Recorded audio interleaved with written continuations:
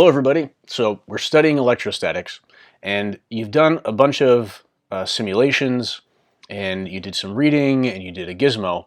And now I'm going to provide this lecture to kind of pull a lot of stuff together and give you some perspective. So first of all, in ancient times, the ancient Greeks were the first ones to kind of document this stuff. They noticed it, and they noticed it when they used amber, right? So dried resin, tree resin, against wool.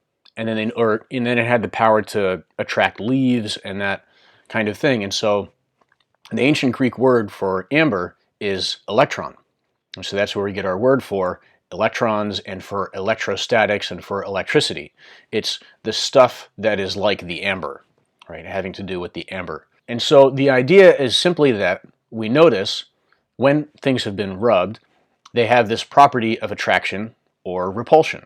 And the question is, why? How do we explain that? And so that's what creates the wonder. People notice these things, and then they wonder about it. Well, why is that happening?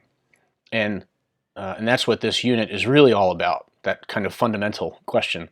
What is it that explains these phenomena that we're observing? We call it electrostatics because statics means not moving, right, or at rest. And here, we're not talking about charges that are not moving at all, but charges that are collecting into one place. So electrostatics. We're not talking about a constant flow of charged particles, which is what we'll study with circuits. So key basic idea, there are positive and there are negative charges. Right? The electrons have the negative charge and the protons have the positive charge. It's that simple, and that should be review for you from, I know you've learned that in the past. The symbol that we use to represent charge is Q.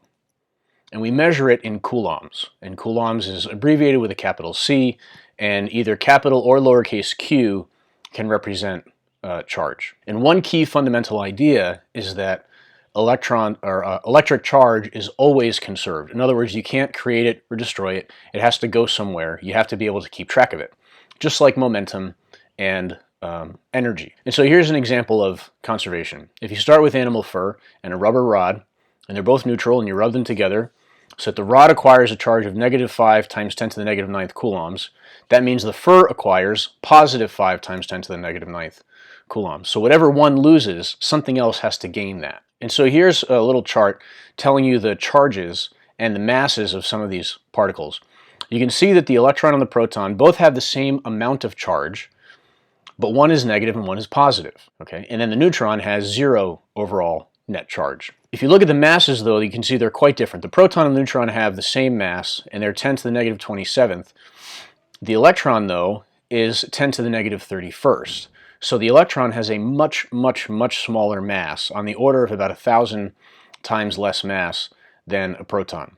So electrons and protons, they have the same charge, but electrons have much less mass. And so then your next question is, how many electrons are there in 1 coulomb?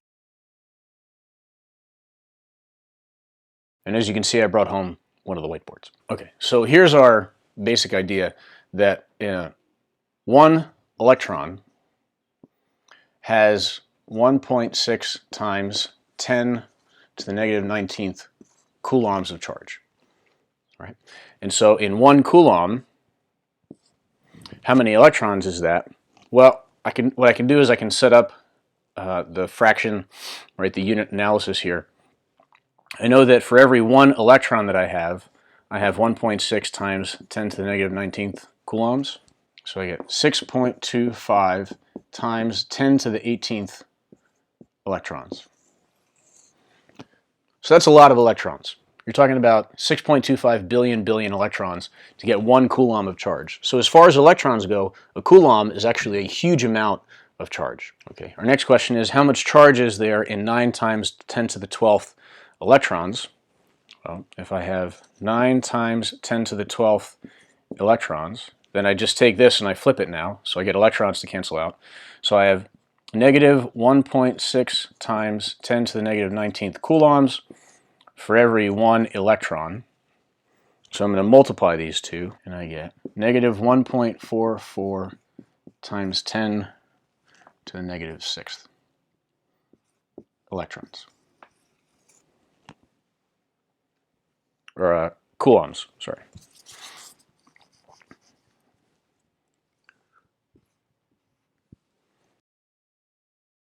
Okay, and so if an object has negative charge, overall negative charge, it's because it has an excess of electrons. If something has an overall positive charge, it's because it has fewer electrons. It has lost electrons somehow. The protons are inside the nucleus of the atom. The electrons on the outside, that means the electrons are the ones that are free to move. If the protons were the ones moving around, you would have nuclear reactions taking place all the time. And that's not generally a healthy thing. So it's the electrons that are around there. And so the way that something gets a positive charge is that it loses electrons. And so if you have an atom that loses an electron, you have a positive ion, right? This should all be familiar, or at least somewhat familiar from chemistry class. Here's a sample question. A neutral atom has 9 protons. How many electrons does it have? 9 electrons, right? 9 electrons, 9 protons. So the overall charge is 0. Right? Now, 1 electron is taken away from a neutral atom. What is the net charge of the atom after the electron is taken away? So now it has 1 more proton than it has electrons. It means it's going to have a positive charge of 1.6 times 10 to the negative 19th coulombs. Another basic idea that you should have observed in something like the tape lab, and I realize the tape lab, the results are sometimes a little bit funny. You don't pull the tape off the right way, or you wait too long, or there's too much humidity, and we get some strange results. What most people got, and what should happen, is that this idea that like charges repel and opposite charges attract. That's one of the fundamental ideas here. And if that didn't happen, by the way, the universe as we know it wouldn't exist. So yay for like charges repelling and opposites attracting. And so here's some terminology, some different types of materials. We have conductors. Conductors are objects, materials where the charges can move freely throughout the material. And when they're charged, the charge distributes itself over the entire surface. And we have insulators. Insulators are materials where the electric charge cannot move freely. That would be examples like glass, pure water, right? Regular water that we get out of the tap usually has stuff in it, so it's not a pure insulator. Styrofoam, rubber, that's why we wrap our wires in rubber, because the electricity won't flow freely through the rubber, but it will be directed along the wire, the metal. Other things that you don't really need to know for the sake of the class, but are interesting, semiconductors. Semiconductors conduct electricity sometimes, when they have the right amount of electricity on them, you could say. And semiconductors are the basis of all of our digital technology because they can be turned on and off. So you get zeros and ones. Digital, digi meaning 2, so you have 2 zeros and ones, and from that you can create any amount of information. And so semiconductors are the basis of all of our technology today. And superconductors are materials with no resistance. So even in wires, the electricity can flow through, but there's a little bit of resistance to it, depending on the temperature of the wire and the material. But superconductors have zero resistivity to them. The electricity can flow freely without any resistance to it. So charging by conduction. When you have two objects that touch one another, that's when you have charge by conduction. So it just means that one object has an overall charge on it, and then it touches another one, and some of that charge is distributed to the other one when it touches it. And so one example of that would be rubbing the balloon on the sweater. All right, so they're charging by conduction because they're touching one another. Charging by induction, induction means that there's no contact, so you just bring something near. And you saw this in the balloon simulation when you brought the balloon near the wall, and some of the charges moved. Maybe you noticed that, maybe you didn't. But what you're doing is you're actually charging to a degree. You're polarizing the wall because some of the charges are moving away from the balloon. All right, so it's not making contact. Right? And so then we can see this demonstrated with what we call an electroscope. An electroscope is something where you have a metal ball or something metal at the top, and then you've got leaves at the bottom, things that move, that are free to move. And so when you have charges that are moved down to the leaves, those like charges want to repel, so those leaves move away from each other. And then we have charging by induction and grounding. If you take something that's charged up and you put it near something that's metal, the like charges are going to go away from the charged object. And then if you touch it, then you're giving a place for those charges to go, and they're going to go to you. All right, so what you're doing is you're grounding. You're giving yourself, you yourself are acting as the ground, a place for those electric particles to go. and then you've charged that thing. Now it has an overall charge because you created induction and then you grounded the object, and now you have an overall charge on that object. And so here we have some pictures of my daughter. This is a number of years ago on our trampoline. In the early spring, so it was still cold out, the humidity was really low, and she was jumping on the trampoline, so you've got rubber and cloth rubbing together, right? The plastic of the trampoline. And then, so she was getting all charged up and her hair was standing up. And then she came over and touched me and her hair came down a little bit. And then she went jumping again, and you can see that her hair stood up. So she was an electroscope. This is what happens when there's a storm. There's a lot of friction in the clouds when there's a lot of that movement, and so you're getting charging by conduction. And what eventually happens is that then those charges collect at the bottom of the cloud and they attract opposite charges from the ground, and then there's a discharge. They release to each other, and that's what causes lightning. And lightning is then the exchange of this charge. And the danger is not exactly so much in the electricity, because we have electricity in us. Anyway, what it is, it's the heat. When there's this quick discharge, things get really hot. And I actually had a tree that was struck by lightning in my backyard a number of years ago. And we knew that the lightning had struck really close to the house. And then afterwards we looked outside and we saw these pieces of wood all over the yard. And what we realized was that this tree had been struck by lightning, and you can see this scar running down the entire length of the tree, because what happened was the heat from the lightning was so great that it burst the inside of the tree and it shot this wood out. The tree did survive, but all the branches along that line died. But the tree did survive. Sometimes it kills the tree, but in this case it didn't. So we put all this stuff together and we realized that we've got these opposite charges. When they're close together, the force is stronger. When they're far apart, the force is less. So this force is inversely proportional to the distance, but the more force there is, that can also be contributed to by the amount of charge. Right? So more charge, more force. Farther apart, less force. And Coulomb put this together in what we call Coulomb's law. And the equation looks like this, where F equals kqq over r squared. Again, q represents charge, so q1 and q2 are the charges of the two objects, and r is the distance between them. K is what we call a proportionality constant. When we studied gravity, it was that number 6.67 times 10 to the negative 11th.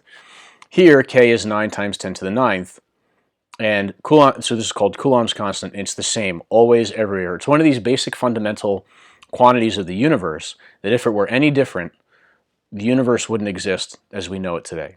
It's an incredible thing that some of these values for the forces, like the gravitational force and the electrical force, are what they are. They didn't have to be that way, and yet they are. It's an incredible thing to ponder, right? Even just a little bit different, and we wouldn't be here. But what I want you to notice here, just pull back for a second, is the beauty of physics. When we say beauty, one of the things that we mean is there's a proportionality and kind of a unity among things. We find that the gravitational force, g(mm) over r squared, the form of that equation is exactly the same as the form of the equation for the electrical force. Two totally different forces. They're not related to each other, at least as far as we know. And yet, the equations that they have are, first of all, they're pretty simple equations in general. When you look around at some other equations, what they could be, this is just basic algebra here, and not a lot of different things in the equation. So it's a very simple equation. They're very similar to each other, and these two equations explain everything that we observe, all the forces that we observe on the macroscopic level. That's an incredible thing. All of that summed up in two simple equations that are very simple, very similar to each other. That is part of what physicists mean when they say that physics is beautiful. One thing to notice is that the electrical force is much stronger than the gravitational force. Then why don't we go around being pulled in every direction by the electrical force? Because there's positive and negative. There's attraction and repulsion, and most things are overall neutral. So here's an example. You got 2 point charges. They're arranged 1 meter apart from each other, and I want you to find the electric force on Q1 due to Q2. So here's our equation.